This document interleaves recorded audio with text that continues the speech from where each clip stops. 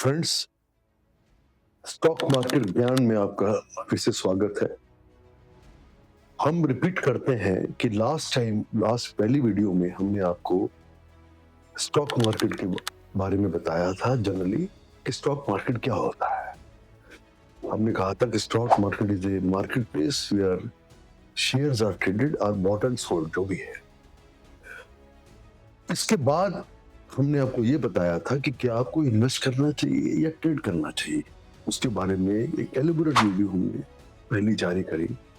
उसे ज्ञान को आगे बढ़ाते हुए हम आपको आज के वीडियो में एक ये बताएंगे बिगिनर्स के लिए जो स्टॉक मार्केट को बिल्कुल जानते ही नहीं। जैसे कि हमने बताया कि stock market is a market place जहां पर शेयर्स की ट्रेडिंग, इन्वेस्टमेंट और इधर बॉट और सोल्ड यू कैन से।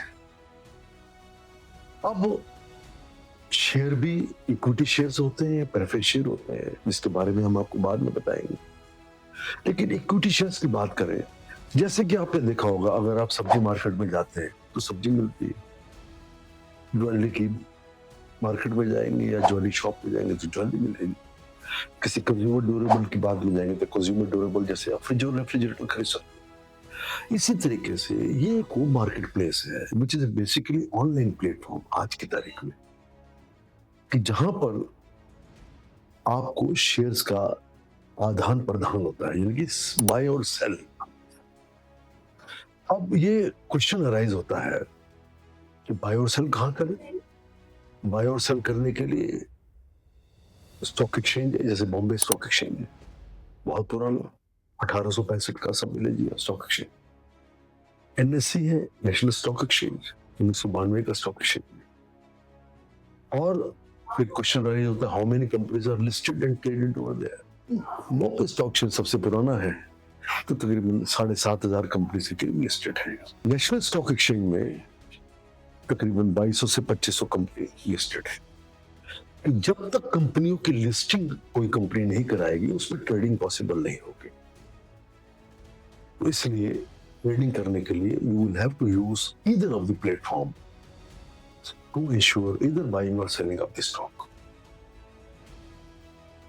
तो ये बॉम्बे स्टॉक एक्सचेंज और नेशनल स्टॉक एक्सचेंज प्राइमरीली दो हैं। ऐसे कमोडिटी एक्सचेंज बाद में बात करेंगे, वो जैसे एमसीएक्स एक्सचेंज अलग से, उसके बारे में बाद में आपको बताएंगे। अब मित्रों, एक चीज एनालाइज होती है कि कोई आदमी पूछता है कि सेंसेक्स क्या है। देखिए, एक इंडेक्स, बॉम्बे स्टॉक एक्सचेंज ने एक इंडेक्स बनाया है जिसमें 30 शेयर्स हैं, उसको बोलते हैं सेंसेक्स। यानी उनकी 30 शेयर्स की मूवमेंट का इंपैक्ट सेंसेक्स की मूवमेंट का बॉम्बे स्टॉक एक्सचेंज की जनरल मूवमेंट पे फर्क पड़ता है, शेयरों की मूवमेंट का। अब सेंसेक्स में गिरावट है या उछाल है, वो 30 शेयर्स में बताऊं आपको। प्राइमरली जैसे रिलायंस इंडस्ट्रीज है, एशियन पेंट्स है, आईसीआईसी बैंक है, एचडीएफसी बैंक है, हिंदुस्तान यूनिलीवर, भारतीय एयरटेल, उसमें इस तरह के शेयर्स इंक्लूड है। और भी शेयर्स उसमें top large cap companies are generally there. लेकिन कुछ नए एंट्रेंट भी, जैसे जोमेटो को उसने एंटर कर दिया, अभी जिसको आज इंटरनल भी कहते हैं, वो भी ऐड काउंट कर दिया।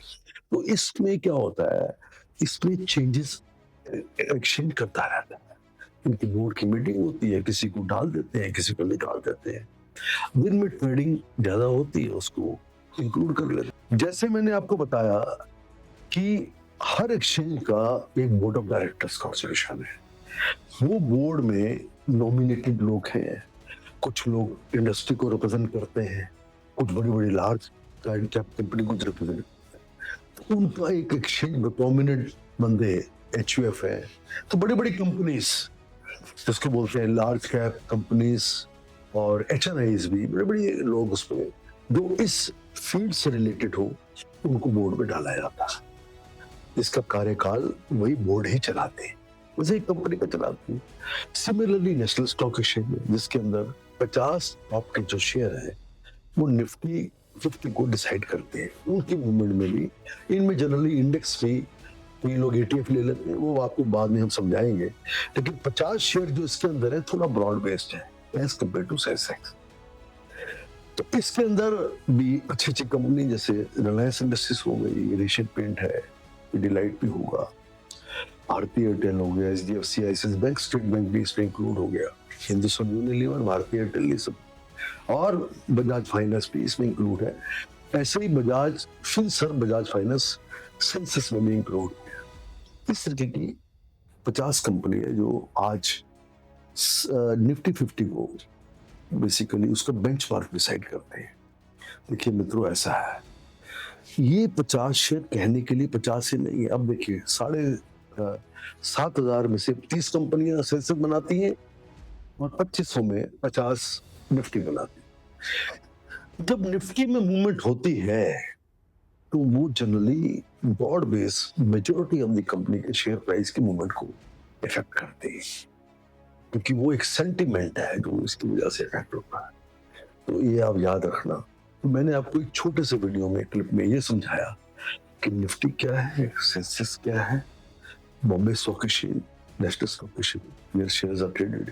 तो ये एक छोटा सा वीडियो ये उन लोगों के लिए बनाया गया है जो लोग इस चीज को समझते ही नहीं कि शेयर मार्केट क्या है। देखिए मित्रों, ये सीरीज शुरू करी है आपकी नॉलेज को बढ़ाने के लिए। बेसिक्स को समझना बड़ा जरूरी है। बहुत सी चीजें कभी लोग एडवांस बोल देते हैं, भैया आप पहले बेसिक्स को समझ लो। आपको ये तो पता होना चाहिए कि मैं डिवेंचर होल्डर हूं या इक्विटी शेयर होल्डर हूं, और उसका महत्व क्या है, क्यों इक्विटी शेयर की वैल्यूएशन हमेशा बढ़ती है। वो ओनरशिप है भाई साहब। अब रिलायंस की ओनरशिप बढ़ती जाएगी आपकी, तो आपको डिविडेंड, अब प्रॉफिट डिविडेंड भी मिलेगा, कल को प्रॉफिट पार्टिसिपेशन भी, कल को बोनस डिक्लेयर मिलेगा, वो भी मिलेगा। तो सारी चीजें आपको प्रॉफिटेबिलिटी के ऊपर ही डिपेंड करती है। इसलिए हम कहते हैं सिलेक्शन से पहले you should be very very selective. आपका पैसा है, ऐसे शेयरों में लगाइए which have got a huge potential to grow in the times to come. अगर आपको वीडियो अच्छा लगा है तो प्लीज लाइक करिए और सब्सक्राइब करिए। Thank you very much.